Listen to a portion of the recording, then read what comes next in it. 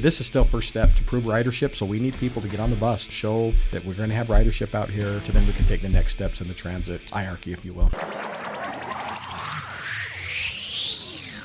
Welcome to Herrimanology, the official podcast to keep up with Herriman City. We'll take you inside the city, explore the latest news and updates, show you how your government operates, and discuss the issues that affect us all. Now, here are your hosts talking all things Herriman on Herrimanology. All right, welcome to Herrimanology. It is Tuesday, April 15th. It is tax day.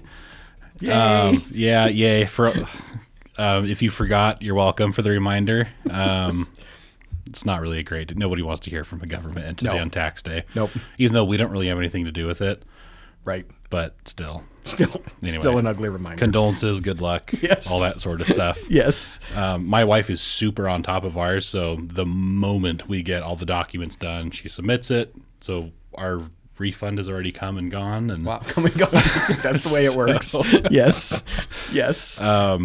And then so everybody has their own method of doing it. Absolutely. So tax day. Yes. It's also Tuesday because normally podcast day is Thursday. Right. But you're leaving to do city work the rest of the week, Wednesday, Thursday, Friday, I think, right? Yep.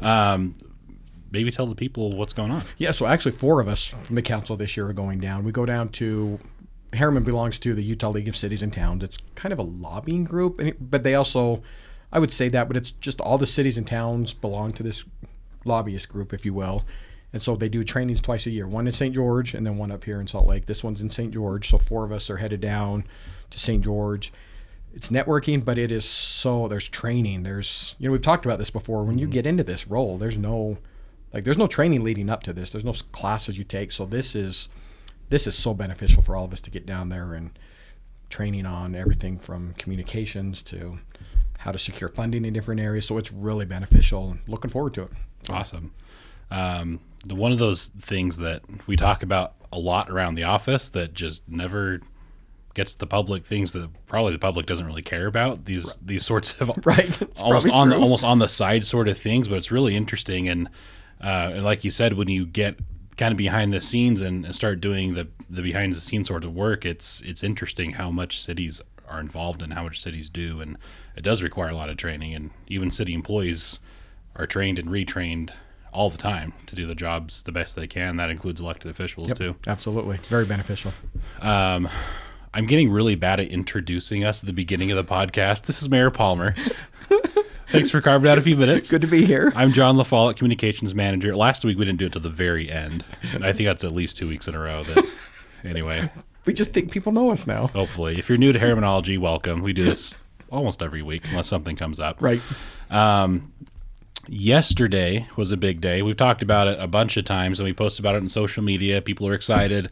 Yesterday was the big day. UTA, Utah Transit Authority, launched a new bus line. And as far as where we're, the first full-time bus route through Herriman. Right. I even saw someone standing at a bus stop on the way home from work. I was like, yes, awesome.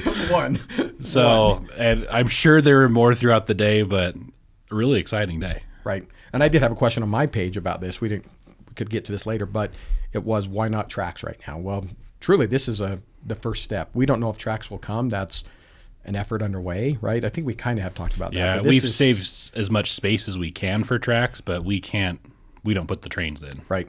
So it's billions, and we don't know if the federal government's doing that right now. We've heard they're going away from fixed rail type of stuff, but doesn't say we're not trying. But this is still first step to prove ridership, so we need people to get on the bus to to show that we're going to have ridership out here, to then we can take the next steps in the transit hierarchy, if you will. Yeah. So exciting. RideUTA.com. For bus route information. By the way, for whatever reason, we had a hard time accessing the website here in the office until yesterday. It's been weeks since we were able to access the website. It was just an in-office thing, and there was an IT switch somewhere that we made yesterday. Now we can access RideUTA.com so funny. Without having to go to our cellular data and screenshots funny. And all that. So random, yeah. So RideUTA.com for bus and train information, and yeah, super exciting. Awesome. Not super exciting. It is construction season. Yeah. We talked about this a bit last week. We do have an update on the Jordan Basin Improvement District project that's going on 118th South. It's a multi-year headache, and it's badly needed. So that's why they're doing it. It's a long-term road interruption. So now, let me back up a little bit. Last year they did some work in Herriman, kind of by Herriman High School, between there and Mountain View Corridor. They did that during the summer break, and then when school started, they clicked pause on that. They'll resume once school gets out for the year again this summer. Right. Meanwhile, they've been working in Riverton at 3200 West and westward toward Mountain View Corridor. Right.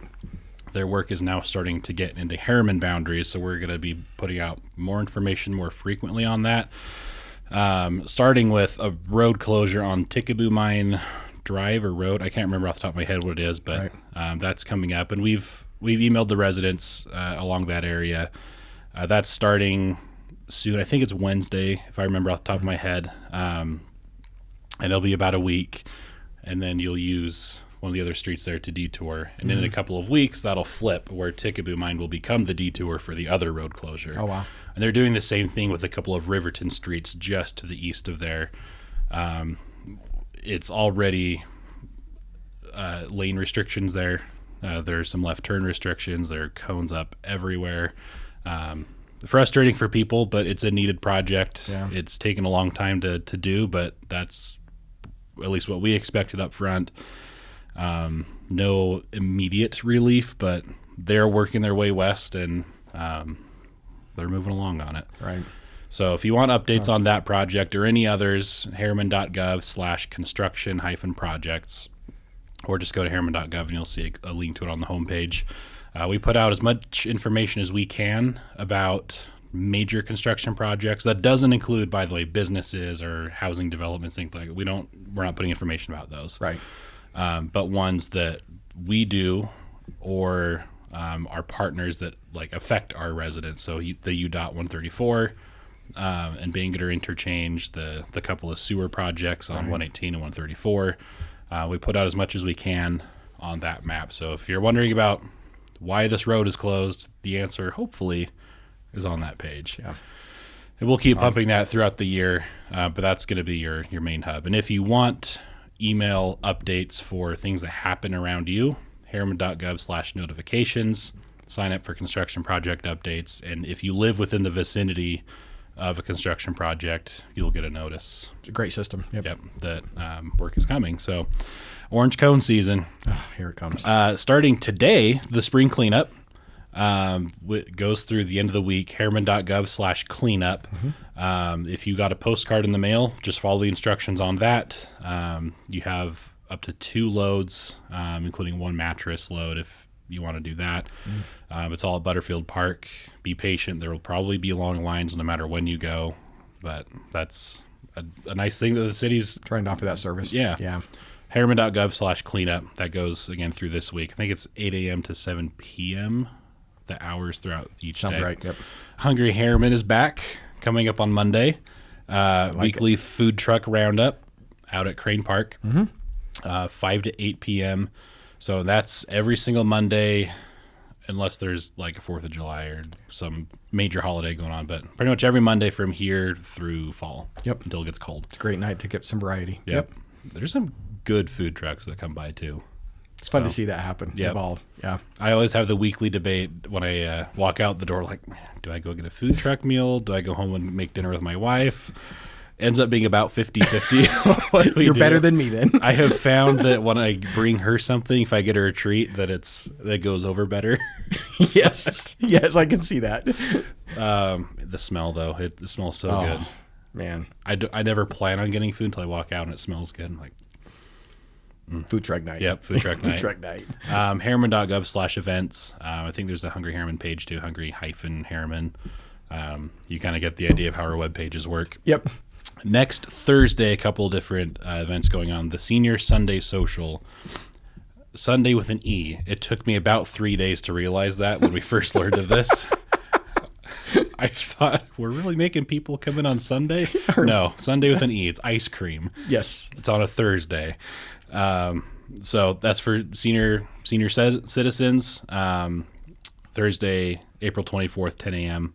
RSVP by calling the events department 801-758-0081. Those are always a lot of fun. Such a fun time, yes. Yep. Love those Thursdays, yes. Hopefully there's some leftover ice cream. That's kind of a weakness of mine. I get it, yes. Later on that evening in the community room as well, tree time. Trent! By the way, nobody gets this. We've fashioned the logo, allegedly, after Tool Time from Home Improvement, the old TV show. Oh. And what time is it? It's Tool Time. It's tree time. Okay, I'm learning this now. For Very the first few time. people have gotten that. Okay. The like 3 that have realized it really appreciate that. But I like it. tree time with Trent, our city arborist. He is so great. I have never met anybody in my life who loves trees more than Trent does.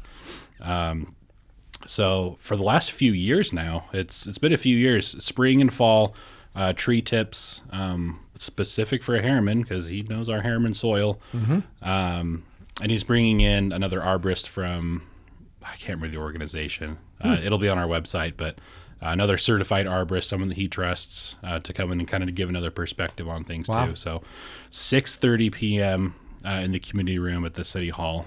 Come support Trent. He's so good. He's so entertaining, too. He is good. And sometimes he wears his wooden tree tie. Yes, I love it. It's literally a wood tie. Yep. It's amazing. Love it.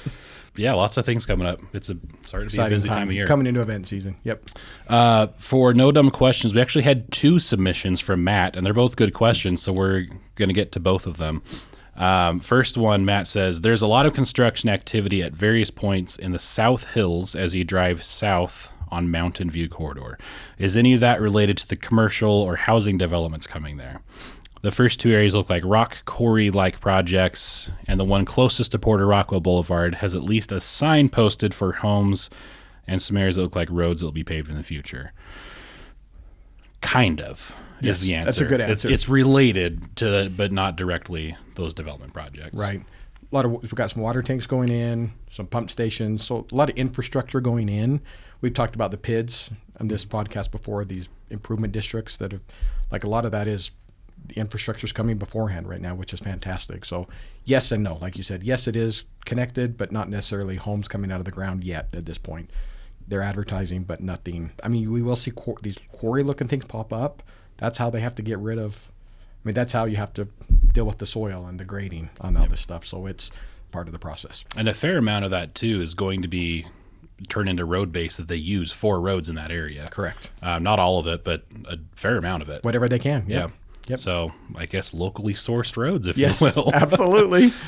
So yeah, the water needs to go in before any homes do. They're not quite ready to put in roads yet. So related construction, but maybe not what you're thinking of homes and businesses for the area. But Right. that will come at some point. Right. And Matt's second question, do we have any updates on fiber coming to Herriman? I saw the line item for the city council meeting this week. License agreement with All West Communications was removed from the agenda. By the way, thanks for reading the city council recap. I'm impressed, I'm yeah. glad someone does. Right. I know this specifically is focused on serving Herriman city government, but if they build that network out, it sounds like they would be able to finish building the rest of the residential areas and give us another option for internet. So updates on fiber optic internet. We're really close. They had a few red lines they wanted to look at before we all signed off on that agreement. So I think you'll see it come back pretty quick.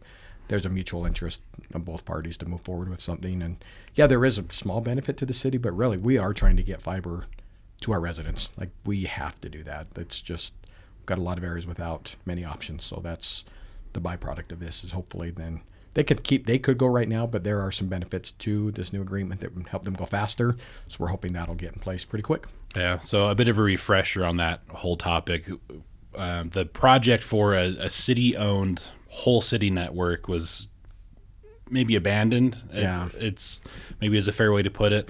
It just cost too much. It wasn't going to work out. So All West is working on their own private network, just like any other private internet company.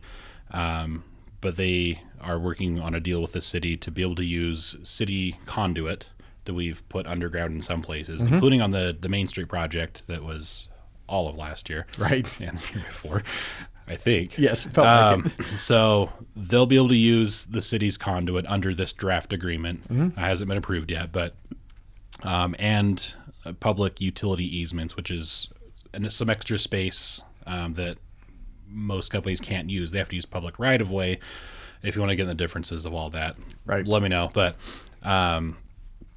and in return, they would be able to serve city facilities and infrastructure throughout the city. So there's the city government benefit that Matt was talking about, and they would be able to expand. They've told us they want to go across the whole city eventually with this internet option. So we can't force them to, but they've indicated that's their eventual goal. Yep, it'd be great. So that's going to be it for this week. Sounds good. Enjoy sunny St. George. I would say I'm jealous about the warm temperatures, but it's been pretty nice around here It's been lately. nice. Might get too hot down there. We'll Yes. see.